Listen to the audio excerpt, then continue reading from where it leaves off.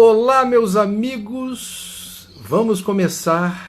Deixa eu me achar aqui de tempo com a nossa convidada, que eu, na hora de inserir os convidados das lives, eu fico aqui numa procura numa pescaria. Marina, eu acho que você já está presente. Só peço que você clique novamente para eu te pescar aqui. Pode ser? Deixa eu ver aqui. Deixa eu botar. Dona Marina Silva, que honra tê-la aqui presente. Vamos lá, piscar de novo. Estamos na Semana do Meio Ambiente. Semana do Meio Ambiente.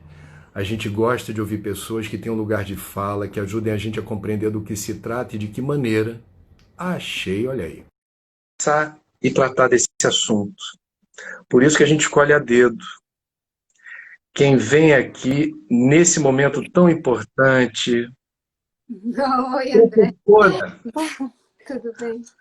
Como você está? Deixa eu desativar os comentários pedindo licença aos nossos convidados. Agradecer o fato de você poder nos atender.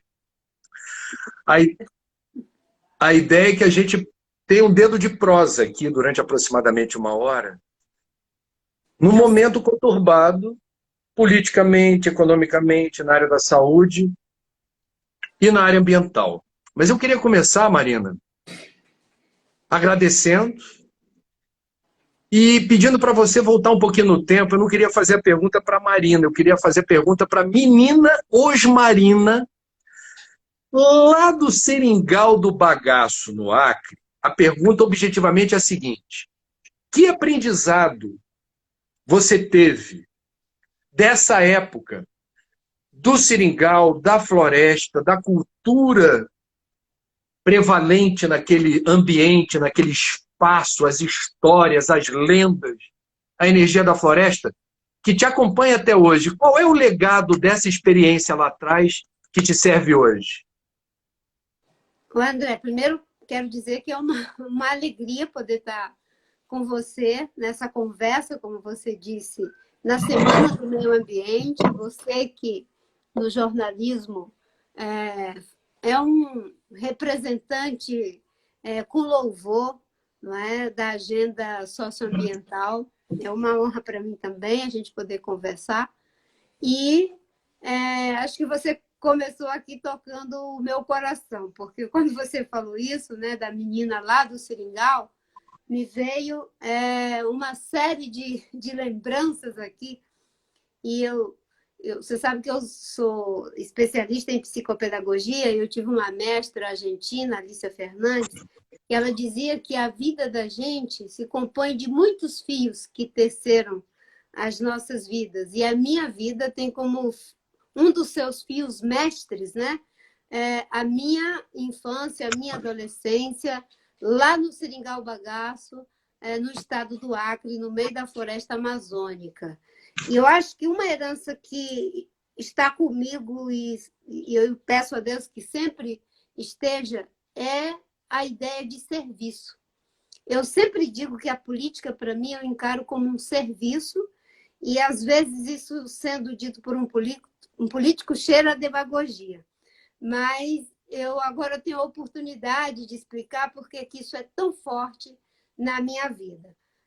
Eu nasci numa comunidade, enfim, um seringal, uma unidade produtiva com mais de 200 famílias, com uma média de 10 filhos por família, eram mais ou menos umas 265 famílias no Seringal Bagaço, e a gente morava muito distante uns dos outros. Por exemplo, a casa mais próxima da nossa casa, que era a casa do meu avô, ficava a 1 hora e 45 minutos andando a pé na floresta. E quando a minha família, né, o meu núcleo, meu pai, minha mãe, minha avó e as outras pessoas que moravam na casinha da minha avó, que eram todos velhinhos, enfim, eram pessoas muito voltadas para o serviço. O meu pai veio do Ceará em 45 como soldado da borracha, E ele já tinha feito até o terceiro ano primário, ele sabia ler e escrever. Muito bem, matemática, ele gostava muito de matemática. Então, meu pai, nos finais de semana, ele ficava fazendo as contas no caderno que ele tinha para os outros seringueiros não serem enganados pelos patrões. Uma outra coisa que ele fazia era dar injeção, ele tinha um aparelho daqueles de vidro, em todo mundo que precisava tomar injeção. Né? E a minha mãe era uma costureira, enfim, exímia, e costurava do batismo à mortalha das pessoas, tudo de graça. A minha avó era uma parteira tradicional que tomava conta, não é? Tinham 3 parteiras tradicionais para dar cobertura nessa multidão de meninos que nasciam nesse seringal. A minha avó era uma delas. Né? Minha avó tinha uma alegria enorme que ela nunca perdeu uma mulher e nem uma criança. Quando alguém ia ter neném, a família ia buscar minha avó lá na nossa casa, ela ficava uma semana, só saía dali quando as coisas, segundo ela, estavam todas arrumadas. Né? Eu tinha um tio que era mateiro, e que quando alguém se perdia, ele era chamado para socorrer e para encontrar. É uma ciência da floresta e ele conseguia fazer isso. Era cesteiro, cerameiro, carpinteiro, ferreiro, consertava espingarda, tudo que as pessoas precisavam. E tudo isso era feito de graça.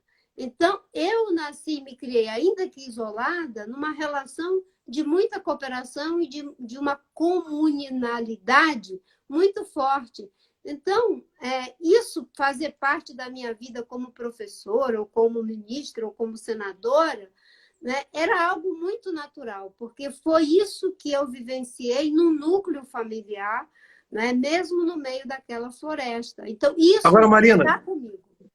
hoje quando você entra, essa é uma pergunta típica de quem não vem do Seringal do Bagaço.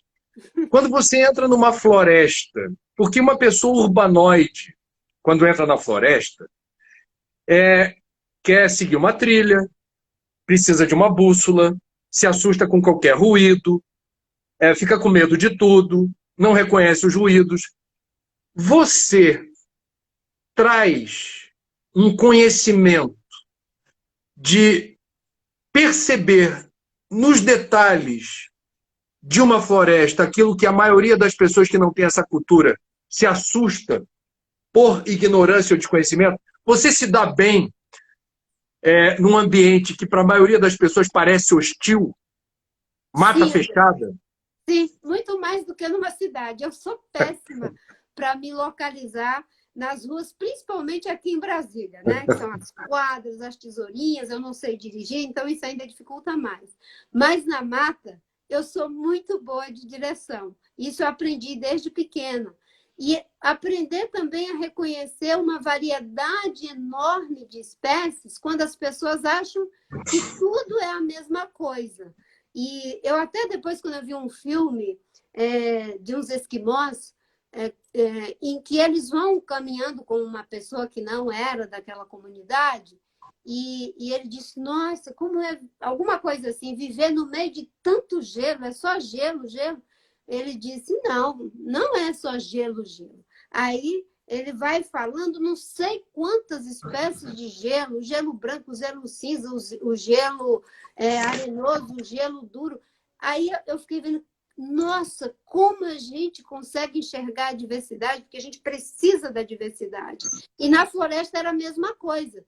Eu entro na floresta, eu consigo olhar a variedade, né? Palmeiras não são só palmeiras, são açaí, abacaba, patuá, paxiubim, paxiubão. Cipó não é só cipó, é cipó de fogo, é cipó de escada, é cipó de ambé, cipó tracuá, não é? E as árvores são inúmeras, né? Eu aprendi muitas espécies de árvore, eu sei mais ou menos mais de 50 espécies de frutas da floresta que se pode comer, né? Claro que eu tenho as minhas preferidas e aprendi muito com esse meu tio que era mateiro e era também um xamã que foi criado com os índios, né? Então a floresta para mim é um ambiente, não é, de proteção e ao mesmo tempo de espanto, certo? Quem entra numa floresta tem que entrar com amor, respeito, mas também com reverência e jeito, porque às vezes uma formiguinha ela pode te derrubar. Marina, eu tenho vários assuntos que eu queria tratar com você, espero que dê tempo. E com muito respeito, se você conseguir responder de forma mais concisa, a gente consegue aproveitar e otimizar esse espaço. Eu queria começar lembrando, e eu não quero me lembrar muito dele hoje não, o papo aqui merece outro rumo, mas o atual ministro do Meio Ambiente, quando tomou posse e começou a exercer a função no passado, foi chamado para o programa Roda Viva da TV Cultura, e lá deixou claro que ele nunca tinha ido à Amazônia e não conhecia Chico Mendes. Você conheceu Chico Mendes? E eu queria que você, se possível, me resumisse. Eu nunca te perguntei isso. Eu conheço Chico Mendes pelos relatos de terceiros. Eu não conhecia Chico Mendes.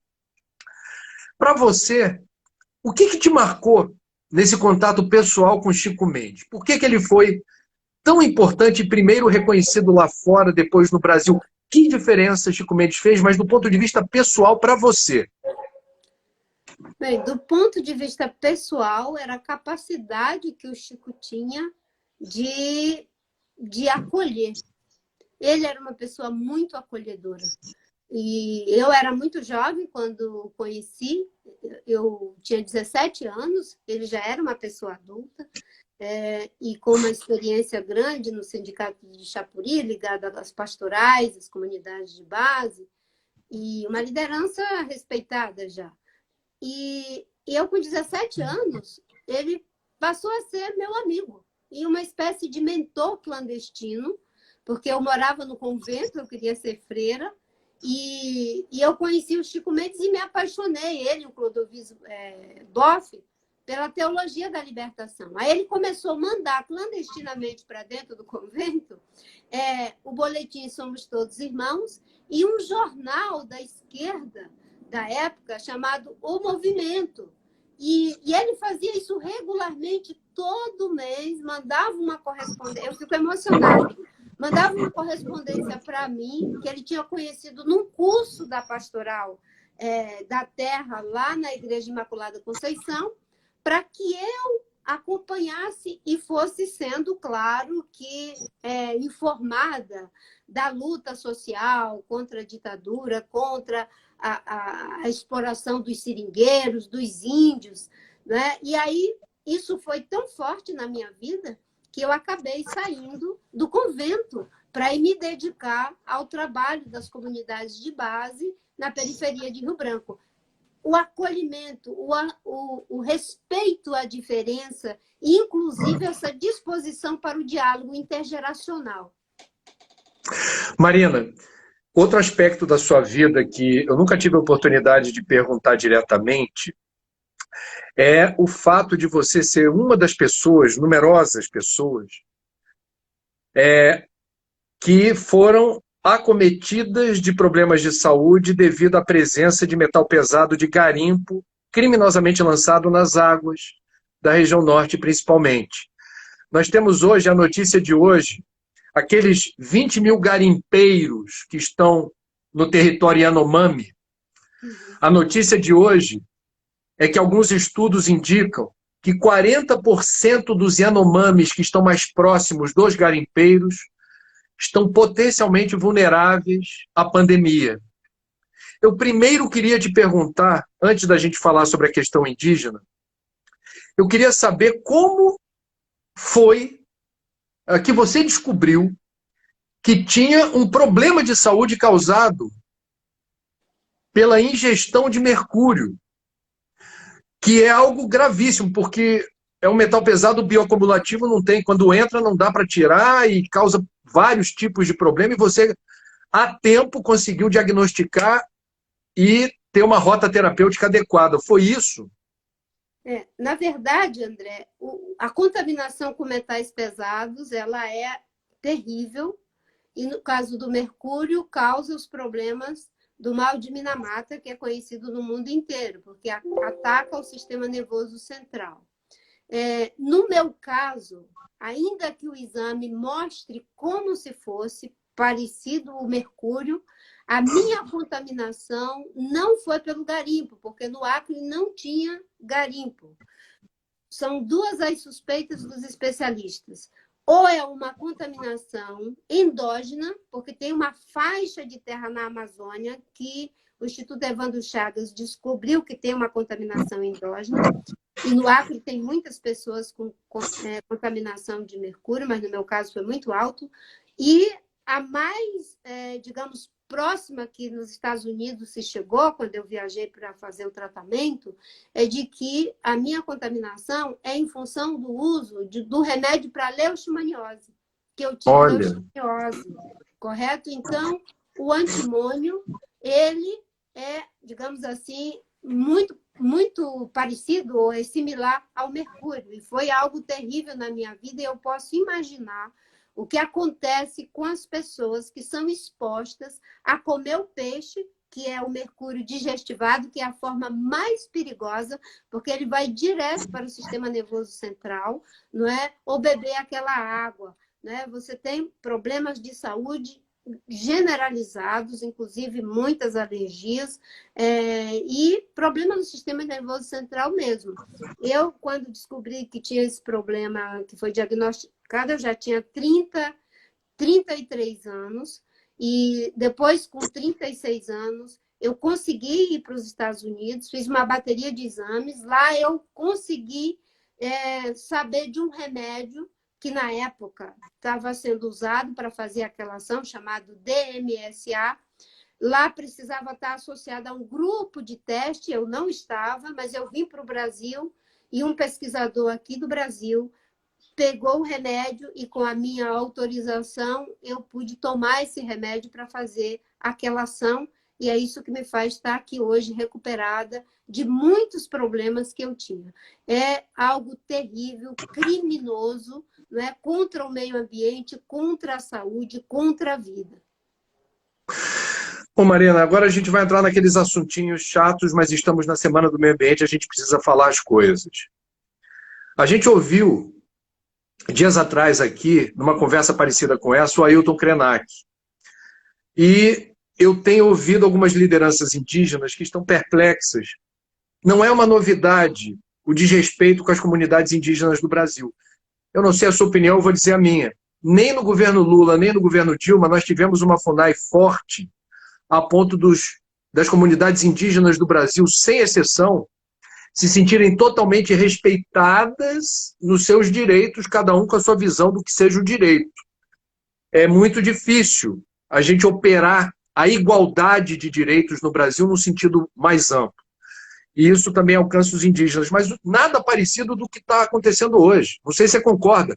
O aparelhamento da FUNAI, o Nabhan Garcia, secretário de Assuntos Fundiários, ex-UDR, dando as cartas claramente em favor da grilagem, invasão de território indígena, o presidente da República impedindo a destruição de maquinário usado criminosamente dentro de território indígena, é algo assim, inacreditável, porque afronta a lei.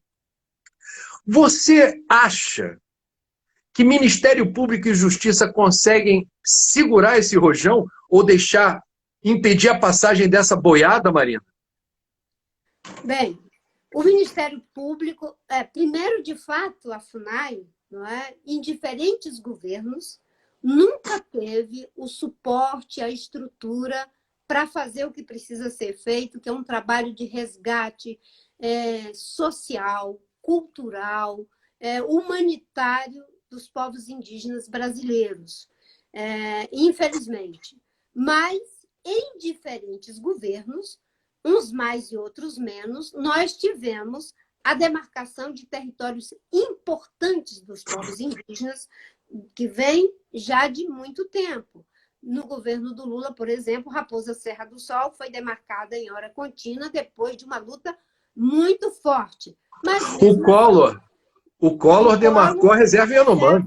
A reserva Yanomami, na época do Fernando Henrique, a cifra é muito alta de áreas que foram demarcadas e homologadas. No governo Dilma, isso diminuiu significativamente. Depois, no governo Temer, quase zero. E agora, no governo do Bolsonaro, é menos zero. É terrível. Eles fazem de tudo para destruir a governança voltada para a proteção dos povos indígenas e de seus territórios. Eles tentam o tempo todo intimidar antropólogos, técnicos, do mesmo jeito que eles fazem no IBAMA e no ICNBio, que trabalham com respeito à cultura dos povos indígenas. No Ministério Público, nós temos pessoas comprometidas com essa agenda, mas, infelizmente, eu sinto que eles têm uma certa dificuldade em função de termos hoje um procurador que é muito parecido ao Geraldo Brindeiro, não é?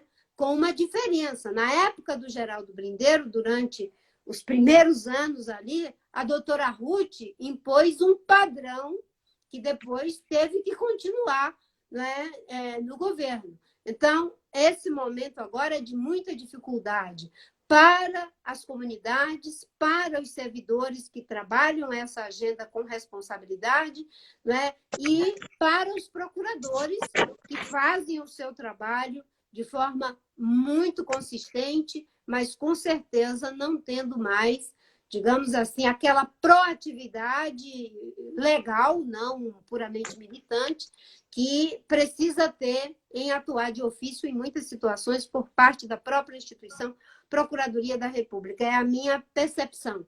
Não é? E cortes de orçamento, não é? Agora essa história do marco temporal, querendo tirar o direito daqueles que já haviam sido, digamos, vistos com suas terras ou demarcadas, faltando só a homologação ou identificadas. Isso será uma coisa terrível, vai abrir uma agenda de conflito, tanto pelas invasões na perspectiva de retirar essas terras dos índios, quanto pelos próprios índios em um esforço de autodemarcação que é em legítima defesa, né? Então, o que é fundamental em tudo isso? Em primeiro lugar, a resistência que está sendo feita pelas organizações das populações indígenas, a mobilização que eles têm, a representação que eles têm depois de 500 anos no Congresso Nacional, com a nossa deputada Joênia Alexandra, que está fazendo um trabalho fantástico na Frente Parlamentar Indígena, funcionando como um verdadeiro parlamento indígena,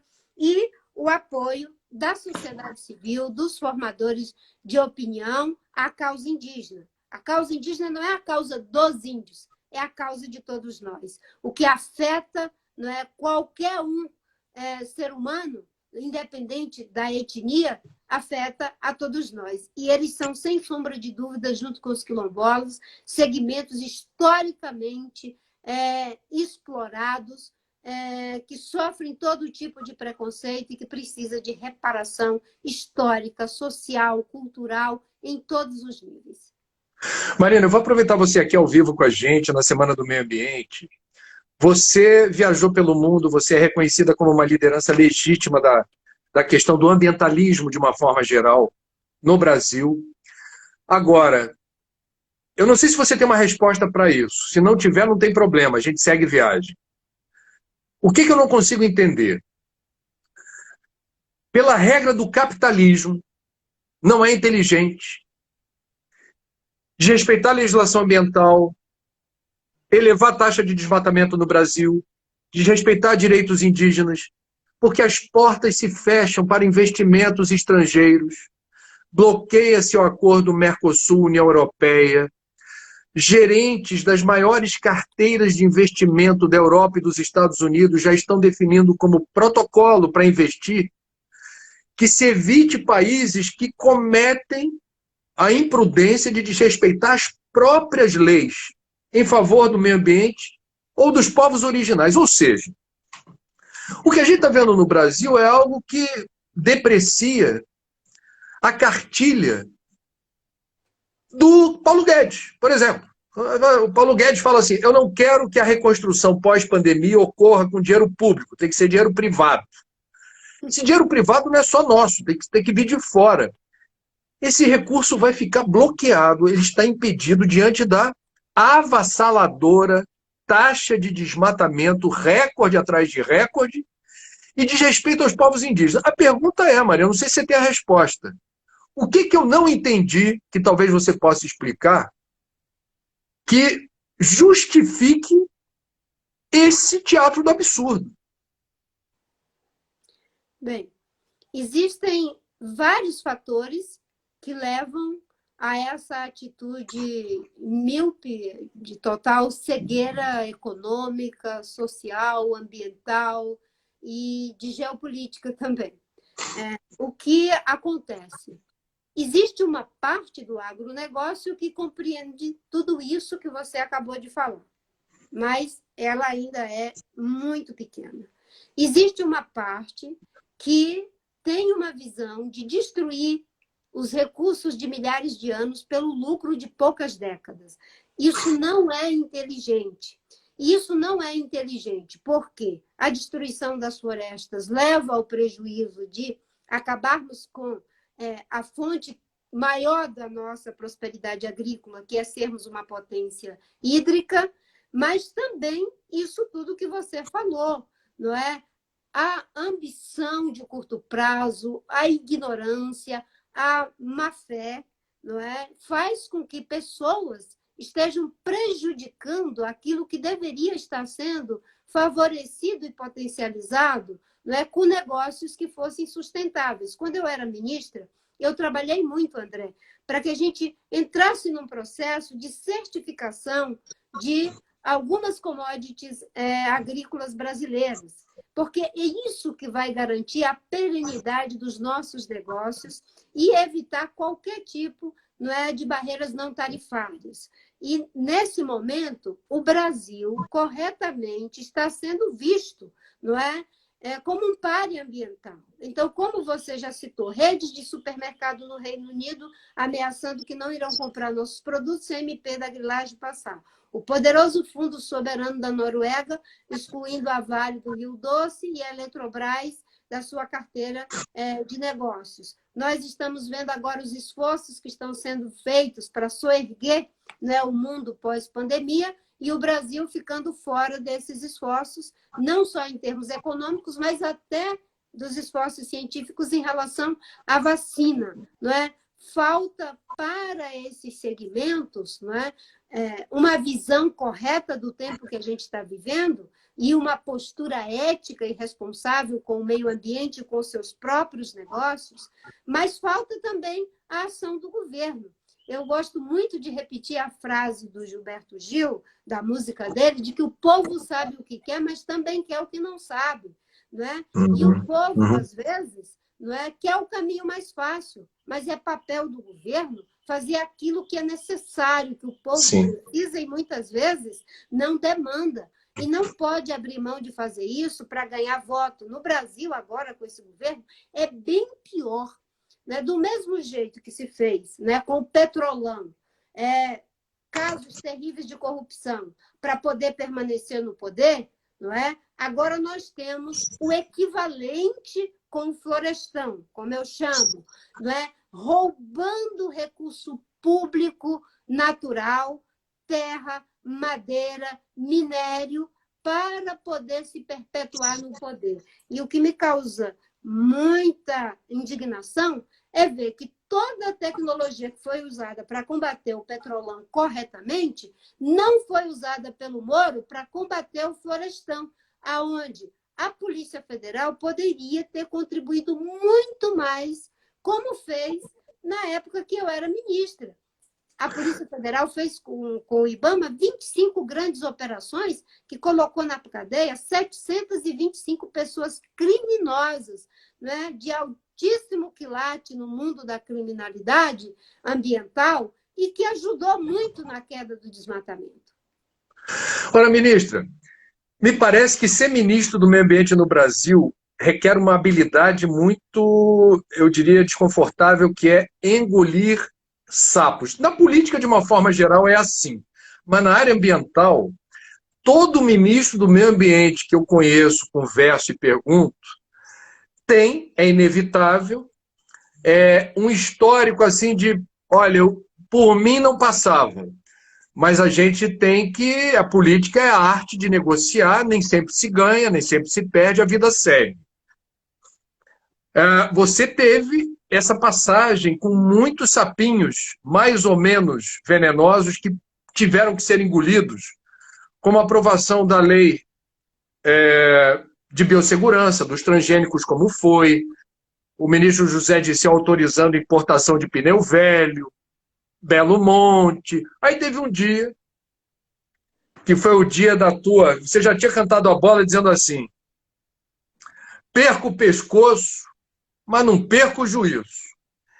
E escolheu no calendário, me parece que foi assim uma saída premeditada e com classe, da chegada da chanceler alemã ao Brasil, a Angela Merkel, que tinha na pauta dessa agenda bilateral a questão ambiental. Os alemães prestam muita atenção nisso daí.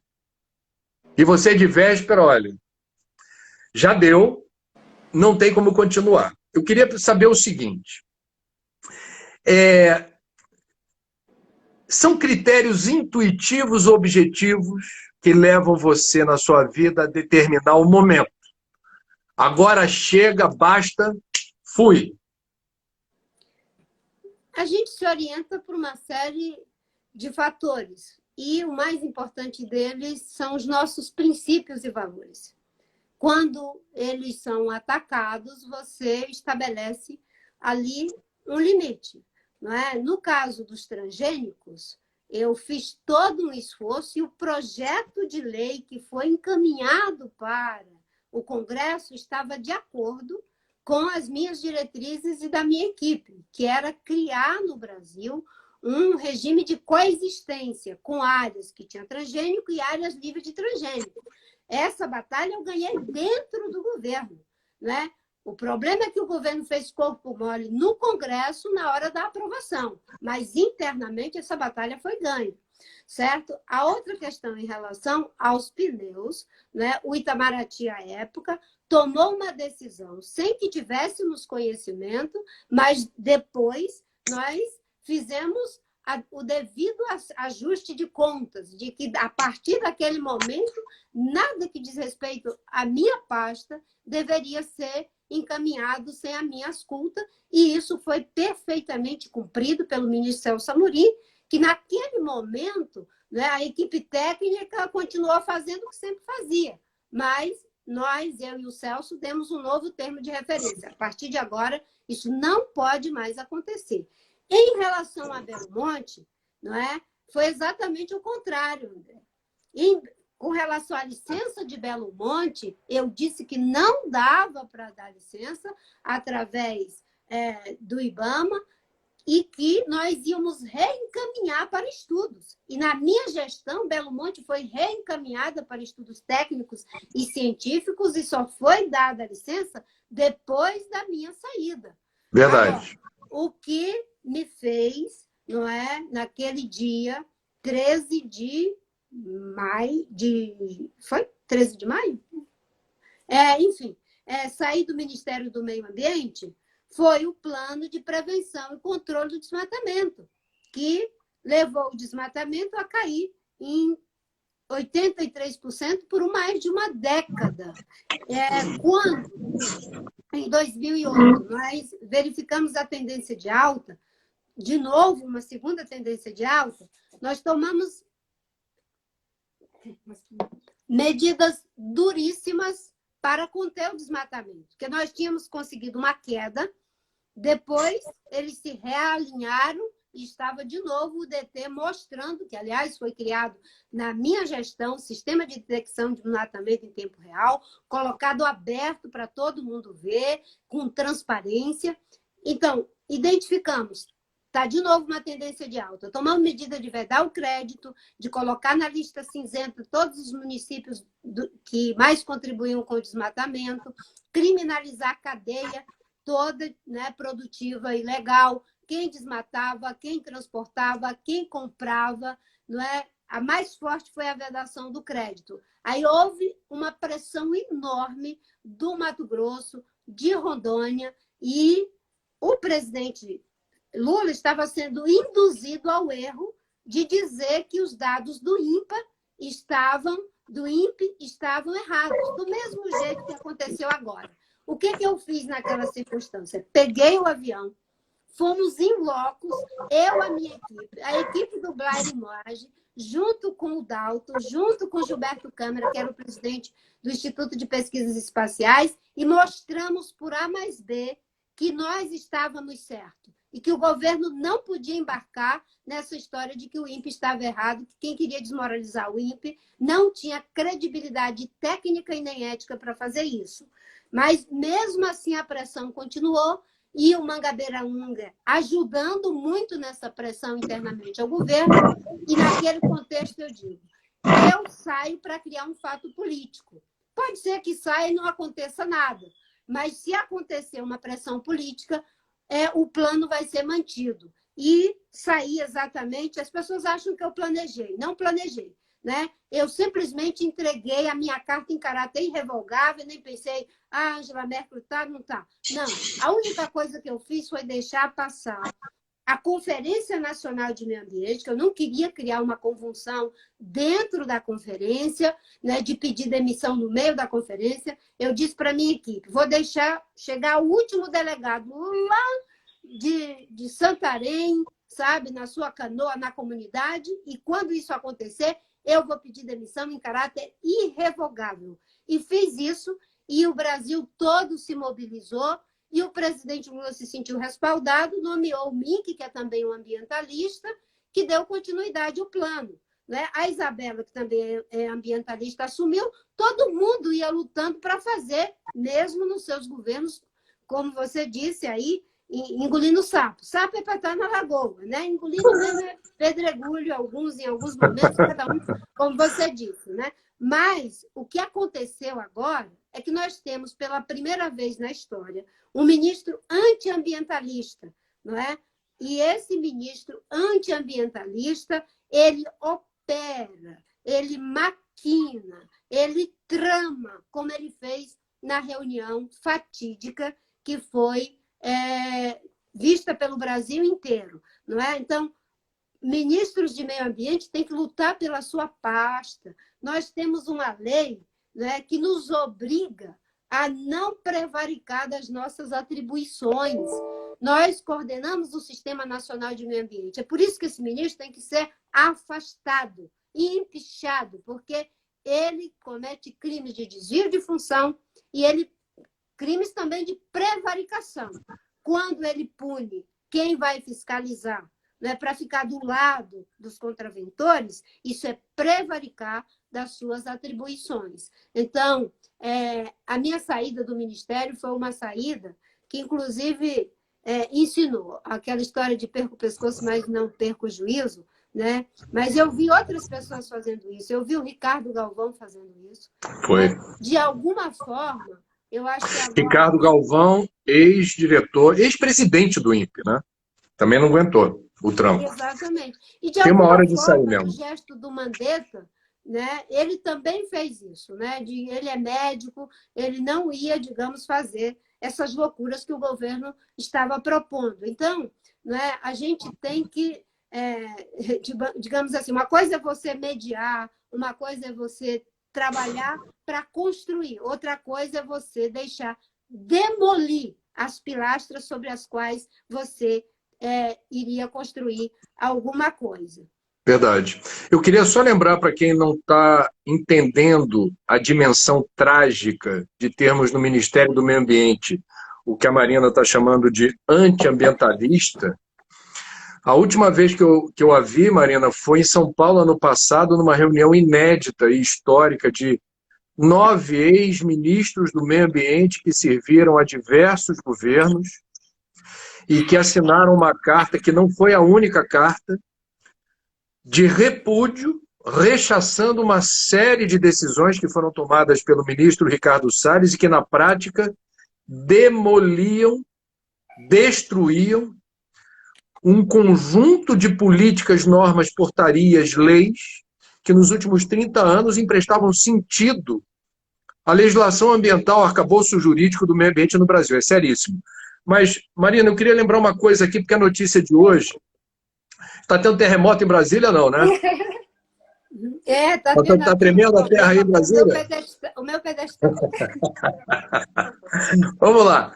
A notícia de hoje é a seguinte: o relatório da CPMI, da Fake News, descobriu que já foram publicados mais de 2 milhões de anúncios pagos pela Secretaria de Comunicação da Presidência da República em sites, aplicativos de telefone, canais de YouTube, que divulgam notícias falsas, que oferecem investimentos ilegais e até conteúdos pornográficos.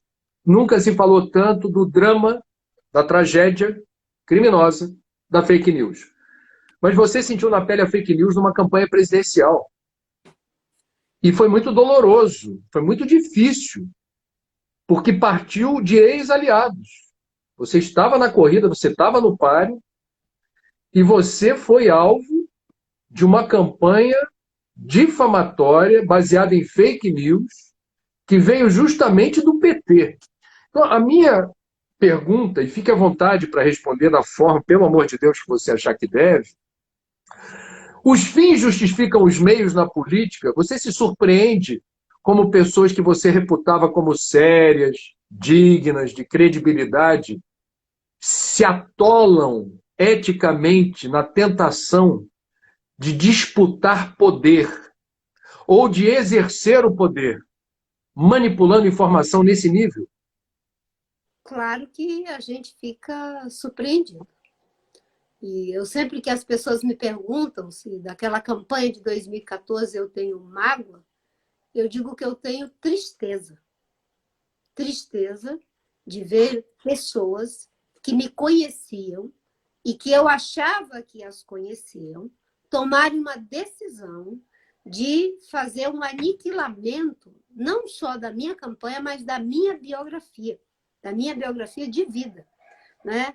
E isso é a lógica que você falou. Os fins, como se os fins justificassem os meios. E os fins não justificam os meios, porque quando os meios são errados, eles alteram a nobreza dos fins. E eu costumo dizer, André, que as fake news não foram inventadas pelo Trump, foi inventada pela Dilma e o João Santana. E ele narra isso no próprio livro dele, quando ele diz que tomaram a decisão de fazer o que fizeram comigo. Isso era feito pelos dois lados, tanto pelo PSDB quanto pelo PT, mas o PT, né, foi ao paroxismo das mentiras.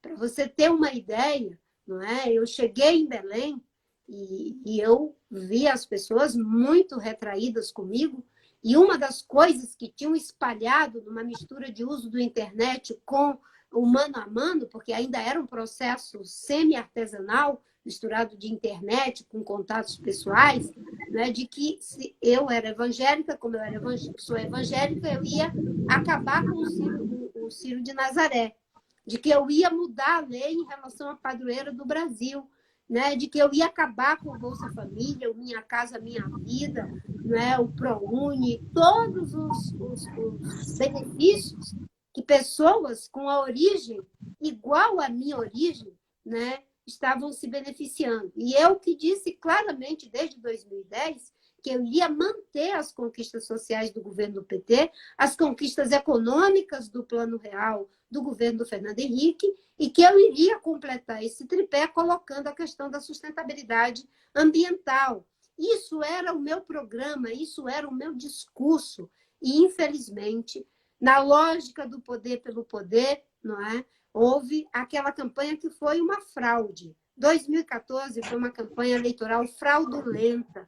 Eu nunca me esqueço, não é, de que eu estava, acho que era em Sertãozinho, num evento sobre, enfim, o setor sucroalcooleiro, e naquela reunião eu estava dizendo como é que ia reativar o setor, da importância do setor para gerar emprego, toda a agenda da sustentabilidade, mas também de um desenvolvimento econômico necessário, em São Paulo, principalmente. Não é? E depois daquela reunião, não é, eu saio e diz, olha, estão dizendo que você disse que vai suspender o pré-sal vai acabar com a Petrobras e, em seguida, já o presidente Lula, com um grupo de pessoas, convidando um ato em defesa da Petrobras, porque eu ia acabar com a Petrobras, e isso se espalhando como um rastilho de pólvora, né? Numa reunião em que toda a imprensa brasileira estava fazendo a cobertura, né? Da minha reunião lá em Sertãozinho, onde nenhuma palavra foi dita nessa direção, né? E isso virou uma coisa como tantas outras que foram inventadas. Os fins não justificam os meios. A forma como a gente ganha determina a forma como a gente governa. Quem ganha roubando vai governar roubando, quem ganha mentindo vai governar mentindo, e quem ganha agredindo vai governar agredindo. Né? Eu cunhei uma frase, né, de que eu preferia perder ganhando do que ganhar perdendo. O melhor é ganhar ganhando. E eu peço a Deus que as próximas eleições, né, seja um processo em que quem ganhar, ganhe ganhando, por compromisso com a verdade, por compromisso com a justiça social, por compromisso com a defesa do meio ambiente, por compromisso com a democracia e o respeito à diversidade cultural e por se orientar por valores que não podem ser corrompidos em função de projeto de poder. Marina, deixa eu entender, já que você relatou agora, lembrou o seu credo como evangélica, você ia ser freira, era católica, se tornou evangélica, e aí eu queria entender um pouco a sua visão espiritual. Você, quando falou da floresta, que foi minha primeira pergunta, você falou que as pessoas devem entrar na floresta com respeito, como se fosse assim um pedido de licença no ambiente que traz ali uma energia, uma força. Eu estou me lembrando de uma vez que a gente também se encontrou, você era candidata a vice do Eduardo Campos, a gente se encontrou na redação da televisão aqui no Rio de Janeiro, no dia que o Eduardo Campos foi sabatinado. No Jornal Nacional, véspera da tragédia com o avião, que você estaria dentro. Quando eu soube que esse avião caiu, me deu assim um aperto que eu falei, poxa, mas se o Eduardo Campos e a Marina estão o tempo todo juntos, será que ela estava junto? Muita gente estava com essa ideia de que vocês estariam juntos. E você não estava no avião. E você não estava, sabe lá Deus por quê, porque o roteiro era para estar. Então eu queria entender a sua visão, enquanto evangélica, do espaço. Eu vou reconfigurar a pergunta numa outra direção. Algumas denominações cristãs, principalmente neopentecostais, têm claramente projeto de poder. E esse projeto de poder é de fazer um país cristão e que essa visão de cristianismo seja prevalente e inspire políticas públicas identificadas com o cristianismo. Qual é a sua visão sobre isso? Quer dizer, a laicidade do Estado deve ser preservada ou não? E qual seria o papel de deputados católicos, espíritas, evangélicos no exercício dessa função quando são inspirados por suas motivações de crença, mas determinando regras que alcançam quem não tem aquela crença? Bem, no caso da comunidade evangélica, defender o fim do Estado laico, estamos num ambiente doméstico, então o Torrone resolveu participar da live aqui. Semana do Meio Ambiente, ele está se manifestando. Seja bem-vindo. Está se manifestando aqui porque algum passarinho entrou aqui no território dele e ele está espantando. Bem, no caso de qualquer cristão evangélico flertar com um Estado que não seja laico, é ir na contramão da grande contribuição que a reforma protestante deu ao mundo ocidental. Foi graças à reforma protestante de Lutero que nós tivemos a separação do Estado e da Igreja. Foi graças a essa separação que começa a surgir as universidades que não eram de confissão religiosa, as escolas, os hospitais e todas as questões que passaram a ser muito boas tanto para quem crê quanto para quem não crê. Eu defendo o Estado laico. E sempre fazendo a ressalva de que o Estado laico não é um Estado ateu. O Estado laico é aquele que permite que você, sendo ateu, tenha os mesmos direitos de quem crê e é cristão, de quem é cristão e é espírita, de quem é judeu, de quem é muçulmano, de quem é de religião de matriz africana, ou qualquer que seja a sua posição em relação aos aspectos da espiritualidade. Então, a ideia de um Estado teocrático, isso não tem fundamento no cristianismo, porque o cristianismo ele funda exatamente a radicalidade dessa separação, né? Porque senão Jesus Cristo não teria ido para a cruz, ele teria ido para o palácio e desalojado César de lá, certo? Então, as leis humanas, elas não podem ser vistas como uma saída para aquilo que é fruto de um processo espiritual. Ninguém pode impor viver em conformidade com a fé por uma lei, não é, humana. Você vive em conformidade com a fé por um processo de experiência espiritual. Senão você, para os cristãos, estaria revogando o próprio sacrifício de Jesus, dizendo que ele foi inútil. Basta fazer uma lei no Congresso e obrigar todas as pessoas que vivam de acordo com os princípios do Evangelho. Isso não tem base bíblica, não tem base filosófica e não tem base, né, no mundo que a gente quer, em que, como Jesus disse, André, não é por força nem por violência, é pelo meu espírito. Eis que estou à porta e bato. E se você entrar, eu vou. Se você abrir, eu vou entrar e cear com você. Ele não disse, eis que eu estou à porta e bato, e vou verificar. Se você é católico, se você é espírita, se você é evangélico, se você é judeu, se você é ateu, aí eu vou decidir se eu vou entrar. Né? Ou se você é gay, se você é hétero, se você, enfim, é da África ou é da América Latina. Não, ele diz, eu estou à porta e bato, e se você abrir, não importa quem esteja do outro lado dessa porta, eu vou entrar e vou ter o ato de maior intimidade na cultura de um judeu. Eu vou ceiar com você. Lindo isso. Lindo, lindo que você falou. A gente tem mais uns minutinhos, eu queria te fazer uma pergunta direta. Você acredita que o Brasil um dia estabelecerá uma relação inteligente com o seu tesouro ambiental e exercerá essa condição de potência mega biodiversa de maneira ética, inteligente e sustentável? Você realmente acredita que ainda há tempo para a gente operar essa mudança? Ou essa percepção? Sim. E eu trabalho por isso, sei que você trabalha, que muita gente boa trabalha. Um dia desse eu tive uma conversa aqui muito boa com o Janete e o Carlos Nobre. Ele está com aquele Plano Amazônia 4.0. Eu acredito nisso. O Chico Mendes acreditava nisso por visão antecipatória, quando tudo era na contramão da época e do seu tempo.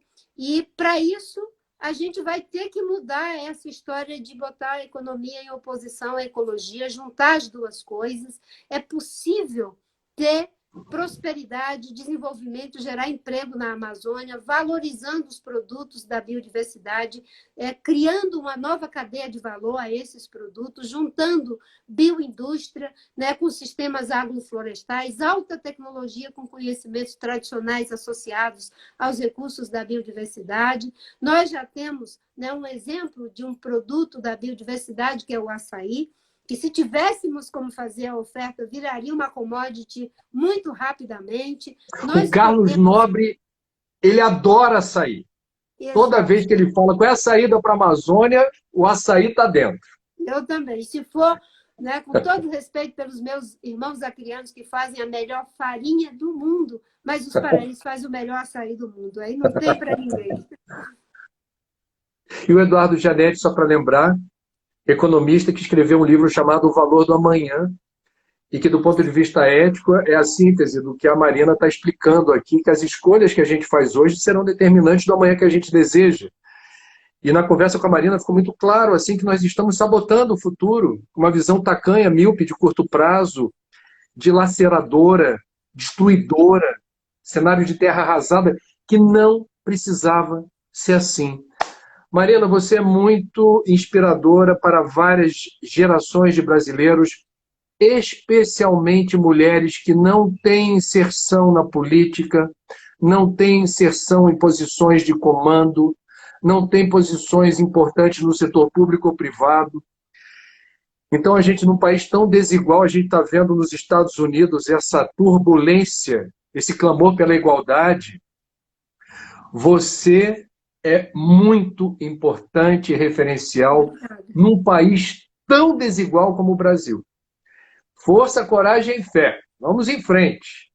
Vamos em frente, André. Muito obrigada por essa oportunidade nesse momento tão difícil da história do nosso país e do mundo, e que a gente possa fazer os investimentos para que a gente construa o novo normal. Não é voltar para o velho, porque já não era normal.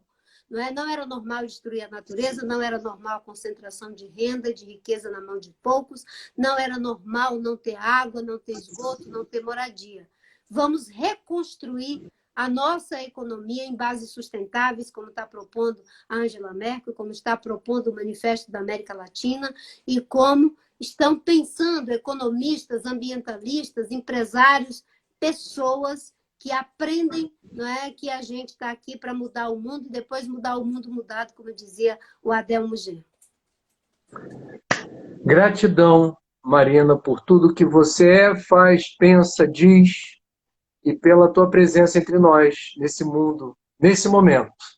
Poxa, E eu queria lembrar para o povo que nos acompanha aqui que a nossa próxima live será excepcionalmente à noite, na próxima sexta-feira, um papo especial com ele, Caetano Veloso, com violão a tiracolo, cantando músicas que inspiram a Semana do Meio Ambiente Terra.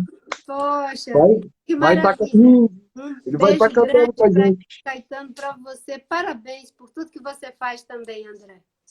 Querida, beijo, se cuida, vamos em frente, viu? Tudo de bom. Obrigada.